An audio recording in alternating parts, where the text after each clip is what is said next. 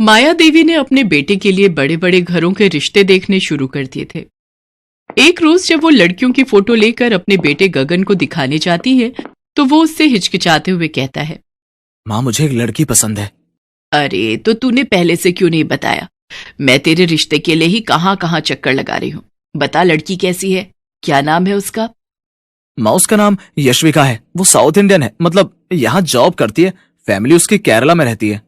South की लड़की पसंद आई तुझे? अब समझ में आया तू ये साउथ की फिल्में बार बार क्यों देखता है।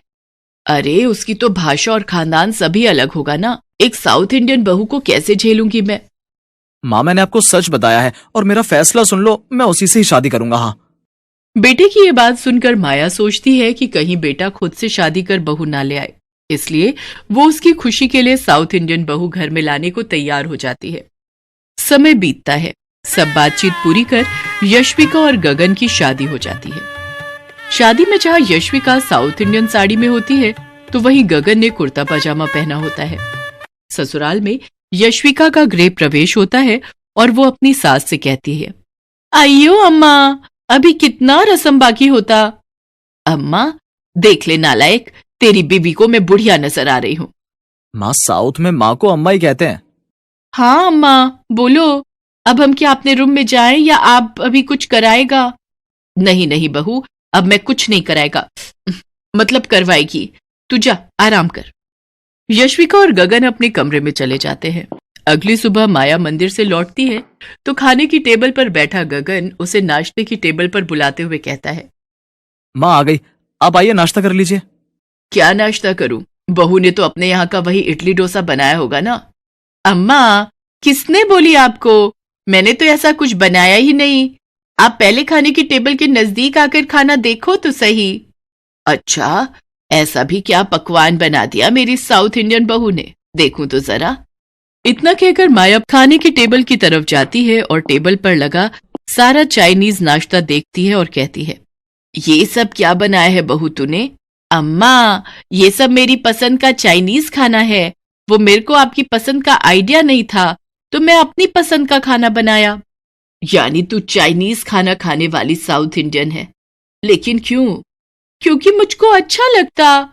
ये जो चाइनीज खाना, स्प्रिंग रोल, हक्का नूडल्स, चिली पटेटो, यही सब खाने में मुझे बहुत ही अच्छा लगता है। आप एक बार खाकर तो देखो। बहू तूने अपनी पसंद से चाइनीज खाना ही बनाया है तो तू ही खा, मैं इस सलाद से ही काम चला लूंगी। अयो आप कितना वंडरफुल औरत है अम्मा, ये चाइनीज खाना मैं अकेले ही एंजॉय करेगी। इतना कहकर वो झट से खाने के लिए बैठ जाती है और माया चाइनीज खाना खाते हुए बहू को बड़ी हैरानी से घूर घूर कर देखने लगती है। समय बीतता है। एक दिन गली में पड़ोस की सरला से माया बात करते हुए कहती है, अरे सरला, खाने का तो पूछी मत। जब से ये साउथ इंडियन बहू आई है ना, तब से दाल चावल कम, हक्का नूडल्स, चाउमीन और मोमोज ज्यादा देखने को मिलते हैं। ये सब तो क्या कहते हैं, चाइनीज खाना है। हाँ वही तो चाइनीज खाना। लेकिन तेरी बहू तो साउथ की होगी ना, तो उसको तो सांभर बढ़िया आता होगा। लगा तो मुझे भी यही था, पर ऐसा नहीं है ना। उसको तो चाइनीज खाना ऐसा पसंद है जैसे मानो चाइना से आई हो। यानी कि तेरो मतलब, वैसे तो तेरी बहू साउथ की है, लेकिन वाको चाइनीज खाने का चस्का लगा है। वैसे आजकल ये कोई बड़ी बात ना है, चाइनीज खाना तो आजकल पूरा देश खा रहा है। पता है, लेकिन इतना नहीं खाता होगा जितना कि मेरी ये साउथ इंडियन बहू खाती है। कोई बात ना, तुझे ना पसंद हो तो मेरे घर भिजवा दिया कर। मुझे तो बड़ो पसंद है चाइनीज खाना। चुप कर तू, बातों बातों में शाम की चाय का वक्त हो गया और पता भी नहीं चला। अच्छा मैं चलती हूँ। इतना कहकर माया घर चली जाती है और अपनी बहू को चाय के लिए आवाज लगाती है तो उसकी बहू सूप लेकर वहां आती है और उससे कहती है, अम्मा थोड़ा वेट करो, मैं मंचूरियन सूप पीता। इसको फिनिश करने के बाद मैं टी बनाने जाता। क्या कहा? मनचाहा सूप? ऐसा भी कोई सूप होता है क्या? अरे अम्मा, मनचाहा नहीं, मंचौ सूप। ये एक चाइनीज सूप होता। ये एकदम टेस्टी एंड हेल्दी। बहू सांभर पीने की जगह ये क्या तू मंचौ सूप पी रही है? खैर जो भी पी रही है जल्दी पी और मुझे एक कड़कती चाय पिला दे। जी अम्मा, 2 मिनट दो मुझे, मैं अभी चाय बनाता। तभी यश्विका एक सांस में सूप खत्म कर चाय बनाने किचन में चली जाती है। समय बीतता है। सास की अपनी चाइनीज खाने वाली साउथ इंडियन बहू के साथ ठीक ठाक कट ही रही थी। एक रोज माया की बड़ी बहन और उसका पति उसके घर आते हैं। हाय जीजी, कितने दिनों बाद मुझसे मिलने आई हो। जीजा जी ठीक तो हो ना? हाँ बिल्कुल, अभी तुम्हारी बहन की सेवा में जिंदगी घिस रहा हूँ बस। अरे माया, अपनी बहू से तो मिलवा दे। सभी रिश्तेदार कह रहे थे बड़ी सुंदर बहू लेकर आई है तू। हाँ हाँ जीजी, अभी बुलाती हूँ। बहू जरा बाहर तो आजा। अपनी सास की आवाज सुनते ही यश्विका बाहर आती है और हाथ जोड़कर कहती है, बड़े गम, माई सेल्फ यश्विका, अम्मा का बहू। कौन सी अम्मा की बहू? माया, ये तेरी बहू नहीं है क्या? अरे जीजी, उसके वहां साउथ में ऐसे ही बोलते हैं तो मुझे अम्मा ही बोलती है। हाय दैया, ये तो इडली सांभर बहू लाई है क्या? बुढ़ापे में भी चटोरी जुबान है तुम्हारी बहन की। बहू को भी इडली जैसा बता रही हो, भाग्यवान। हाँ तो यही सब तो ये खाते हैं लोग। हाँ जीजी, पर ये नहीं खाती ना। ये मेरी चाइनीज खाने वाली साउथ इंडियन बहू है। क्या मतलब? मतलब मैं साउथ से, लेकिन मुझे खाना चाइनीज अच्छा लगता। हाँ हाँ बस बहू, अगर परिचय हो गया हो तो चाय नाश्ते का इंतजाम कर दो बहू। ओके अम्मा। माया की अनोखी बहू को देखकर घर आए हुए मेहमान बहुत हैरान हो जाते हैं। एक रोज दोपहर के समय माया और उसकी बहन आपस में बात कर रहे होते हैं। माया, बहू तो बहुत समझदार है तेरी, लेकिन मुझे लगा साउथ इंडियन है तो उसके हाथों का बना उत्तपम और सांभर बड़ा भरपेट खाऊंगी, लेकिन तेरी बहू तो चाइनीज खाती है और वही बनाती है। हाँ जीजी, वो तो मैंने थोड़ा बहुत रोटी सब्जी दाल चावल ये सब बनाना सिखा दिया है, तो अब मेरे लिए वो वही बनाती है। मानना पड़ेगा, ये चाइनीज खाना कुछ ज्यादा ही फैलता जा रहा है। वैसे मैं कहती हूँ कि आज खाना बाहर से ही मंगवा लेते हैं, कुछ अच्छा खाने का मन कर रहा है। हाँ हाँ मंगवा लो। हाँ हाँ, तुम तो ठूसने के लिए तैयार बैठे हो। उनकी सारी बातें दूर खड़ी यश्विका भी सुन लेती है। शाम को जब सब खाना खाने के लिए बैठते हैं तो खाली टेबल देखकर गगन कहता है, क्या हुआ मौसा जी, खाना अभी तक डिलीवर नहीं हुआ क्या? पता नहीं, ऑर्डर तो मैंने किया था। अरे बहू को पता होगा, बहू कहाँ है? तभी यश्विका किचन से खाना लेकर बाहर आती है और सारा खाना टेबल पर लगा देती है। खाने में सारी डिश साउथ इंडियन देखकर गगन कहता है, क्या बात है, आज तो साउथ इंडियन खाने की दावत होगी। पर ये सब ऑर्डर किसने किया? अम्मा, ये सब ऑर्डर नहीं किया, मैं घर में बनाया। आप लोगों को क्या लगती मैं चाइनीज खाना खाने वाली? कि आपकी साउथ इंडियन बहू को और कुछ बनाना नहीं आती? मैं चाइनीज खाना पसंद करती, लेकिन बनाना सब कुछ आती मेरे को। अरे वाह बहू, तूने तो दिल खुश कर दिया। बहू, ये सब हमारे लिए है कि तू भी खाने वाली है ये? अम्मा, मैंने आपके लिए मंचूरियन बनाए हैं, लेकिन मैं चाइनीज के साथ ये सब भी खाएगी। वाह मेरी चाइनीज खाने वाली साउथ इंडियन बहू, मान गई तुझे, सबको खुश कर दिया तूने तो। जिसके बाद यश्विका अपने परिवार के साथ मिलकर खाना खाती है।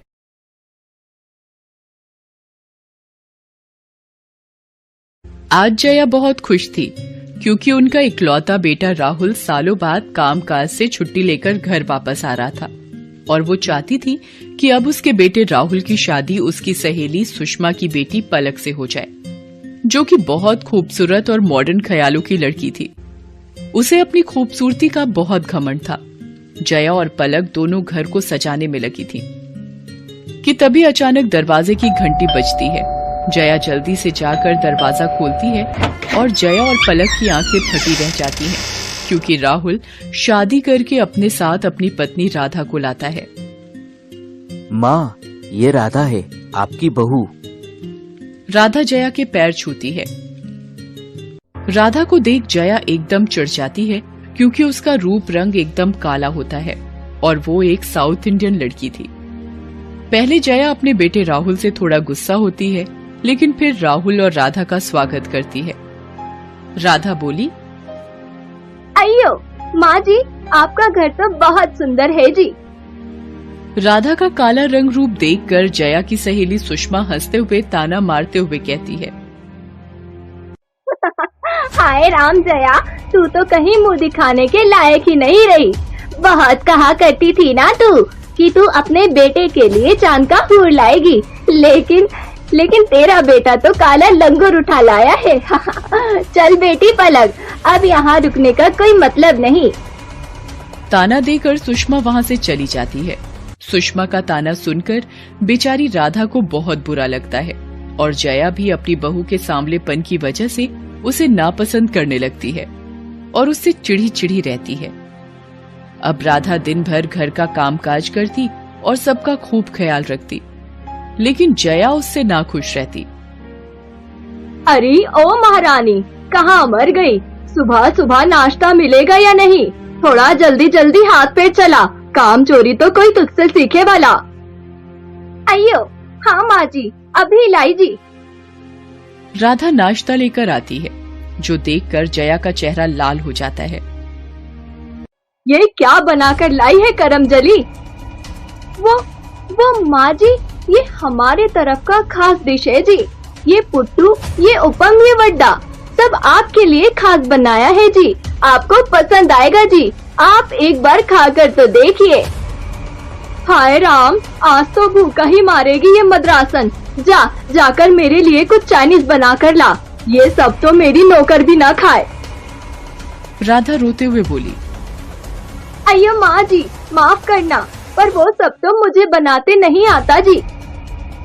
हाय राम, ना जाने किस पाप के बदले ये मनहूस मेरे गले पड़ गई। चल हट, अब जा यहाँ से, मुझे किटी पार्टी में जाना है।